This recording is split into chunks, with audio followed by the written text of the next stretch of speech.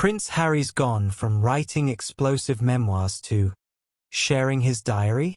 I mean, we've gone from spare to share faster than you can say constitutional crisis. And honestly, this latest move is either the most brilliant strategic masterstroke in royal history, or the most publicly desperate plea for Daddy's attention since his last publicly desperate plea for Daddy's attention. Welcome back to Royal Cookies, where we serve up the juiciest royal gossip with a side of heart-wrenching humanity. Please remember to subscribe and click on the notifications bell icon, so you will be notified whenever we upload new cookies about the British royal family. I'm your host, and today we're diving headfirst into what might be the most jaw-dropping royal plot twist of 2025. Because apparently, Prince Harry's latest reconciliation strategy involves something so mundane, so ordinary, so utterly normal, that it's actually revolutionary by royal standards. So here's what's happening, and honestly, you couldn't write this stuff if you tried.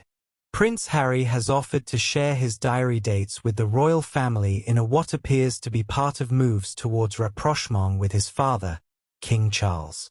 Yes, you heard that right. The same man who spent years airing the family's dirty laundry in primetime interviews, Netflix documentaries, and best-selling memoirs has now decided that the key to healing centuries-old royal wounds is scheduling transparency. It's giving very much, I'll show you my homework if you show me yours energy, and I am absolutely here for it. Because nothing says I've matured as a person quite like offering to coordinate your Google Calendar with the institution you've spent the last 4 years systematically dismantling piece by piece. But let's break down what this actually means, because this isn't just about avoiding double-booking the local charity gala.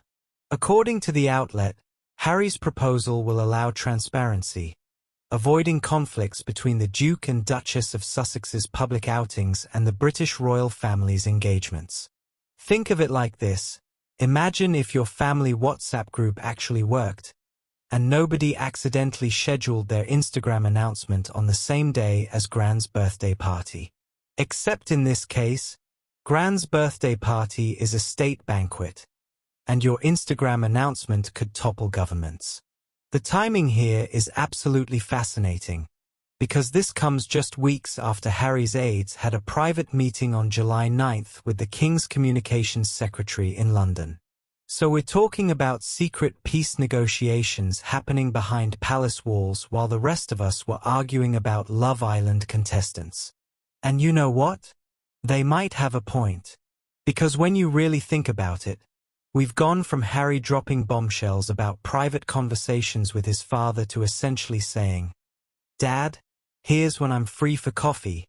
Please don't ignore me anymore." It's like going from setting the house on fire to very politely asking if you can help with the washing up. The whiplash is real. But here's the thing, and this is where it gets interesting. Prince Harry's apparent offer to share his diary dates with the royal family has been regarded as a key concession and acknowledges he is still part of the royal family. So we're looking at this from completely the wrong angle. This isn't desperate. This is strategic. Harry's basically saying, "Fine, I'll play by the rules, but only if you acknowledge that I'm still family." Think about it like this. Imagine you've had a massive row with your siblings, moved to another country, written a tell-all book about family Christmas dinners, and then 5 years later you text the group chat saying, "Hey, when's the next family barbecue? I don't want to clash with my book launch." And apparently, Harry sharing his diary would potentially spark conversations about when father and son can meet in person again. So this isn't just about avoiding scheduling conflicts. This is about creating opportunities for actual face-to-face reconciliation.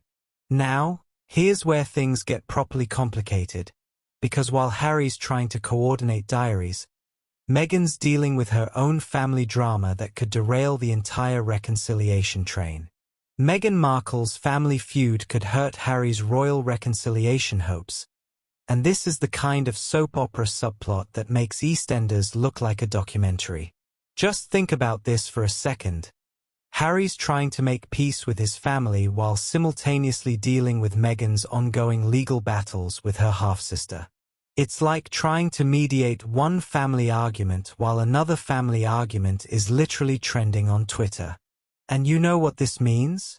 Every single royal watcher is now essentially a relationship counselor, trying to figure out whether diary sharing is going to work when there are approximately 17 different family feuds happening simultaneously across 2 continents.